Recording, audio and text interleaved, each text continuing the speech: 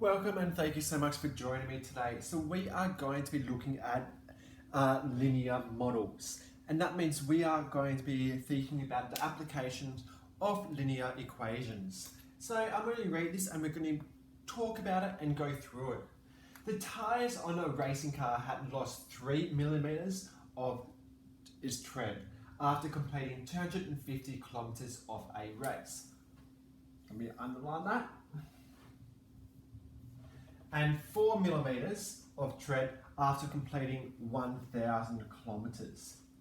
Assume the loss of the tread was proportional to the distance covered. Find the total loss of tread d millimeters after s kilometers from the start of the race. What would be the tread loss by the end of a 2-kilometer race? So let's have a look at this and think about our information. So I'm going to draw a graph here.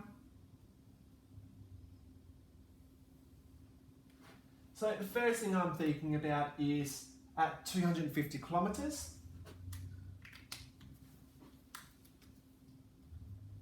250 kilometers I know that we have lost 3 millimeters. So 1, 2, 3 millimeters. And then at after completing 1,000 kilometers, we've lost 4 millimeters.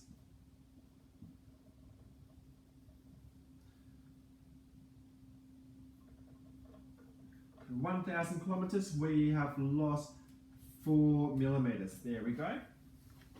So we have got 2 points already on our line. That is going to help us to come up with our equation, and then we can use our equation to find out what would the tread loss be by the end of 2,000 kilometers race. So to get started, the first thing we need to think about is what is a linear equation. Our linear equation formula is y equals mx plus c. M is the gradient. So to find m, which is the gradient, we need to look at two elements on our graph. We need to look at the rise over the run.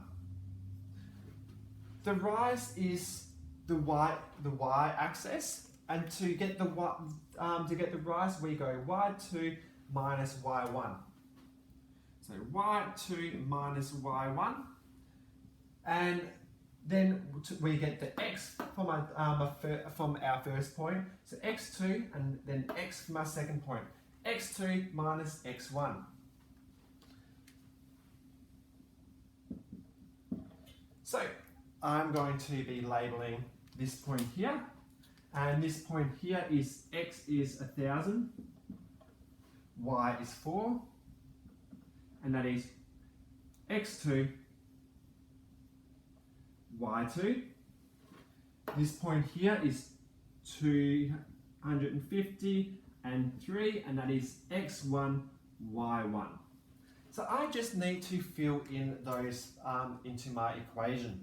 So y2 is 4 minus y1, which is 3, divided by my x, which my x here is 1,000 minus x here, which is 250. So here we have it. I've got 4 take away 3 equals 1, and 100 take away 250 is 750. So 1 over 750. So now I've got my gradient. I'm going to substitute that into my equation. So my equation now is y equals 1 over 750 plus c. Now to find what c is, which is the intercept, to find where it was at the start of the race, is how much tread they had. I need to substitute one of these values into x and y, and that will leave me with one variable so I can find out what c is. So to find out what C is, I'm just going to pick this one here, 250 and 3. So I know that Y is 3.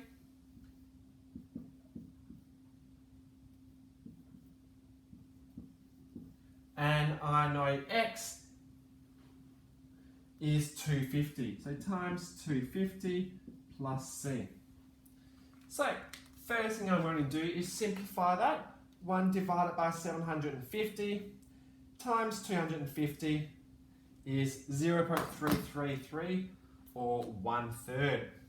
So I'm going to go 3 equals 1 over 3 plus C. So if I would like C by itself, I need to take 1/3 away from both sides.